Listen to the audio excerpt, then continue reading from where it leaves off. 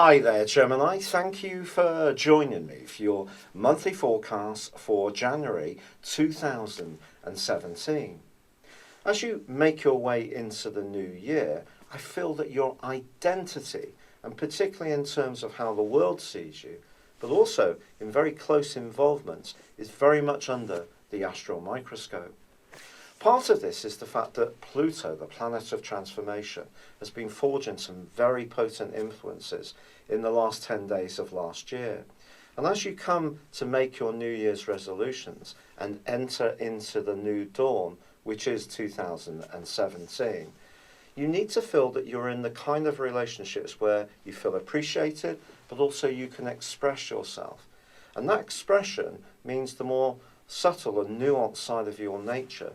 You're not necessarily wanting to demand people's attention in a very direct way. You're wanting to demonstrate to people that you have a range of talents, but at the same time, you're looking for a greater sense that they appreciate those qualities. If you're fortunate enough to have that, once Venus makes its way into your 8th solar house, just on the 3rd of the month, I think some form of recognition or extra increase in your earning power could delight you. But it's also true that by the 5th, Mercury, your ruler, which is in a retrograde, rewinds back into your sector of relating.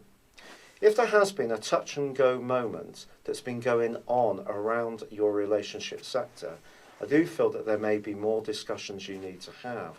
And it could be all about how much you give of yourself to be committed, but how much you almost lose your identity if you do. And if this is a factor, I feel that discussions that you can have again can help to clarify things. Or perhaps they will help you to think about whether you want to stay committed to this particular situation or not. The Sun is forging an awesome angle to Mars as this year begins.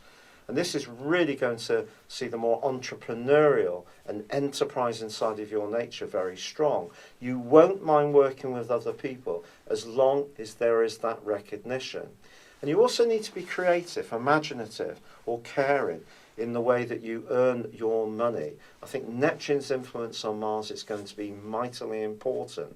So that feedback, that identity, feeling that you can be an individual yet connect, yet not get submerged in the needs and demands of others, all of this is going to be going on. But on the 5th, there is also a quarter moon, providing a backdrop for the following week. This quarter moon can also see you thinking about your group associations. There could be some jealousies and pettinesses going around this area too. Perhaps someone's not being quite as cooperative as they could be. Watch out for those fair weather friends is basically the cautionary note here. But your financial picture really comes under the astral microscope even further when on the 12th there is a full moon. But this full moon is particularly complex. The last full moon that had this level of complexity, ironically, occurred in Sagittarius back in June when the Sun was in your sign. But this time, this is a cardinal grand cross. Cardinal energy is about leadership and it's about drive. Cardinal signs involved in this one are Aries with Uranus, and then we have the moon in Cancer, then we have Jupiter in Libra, and then we have the Sun in Capricorn.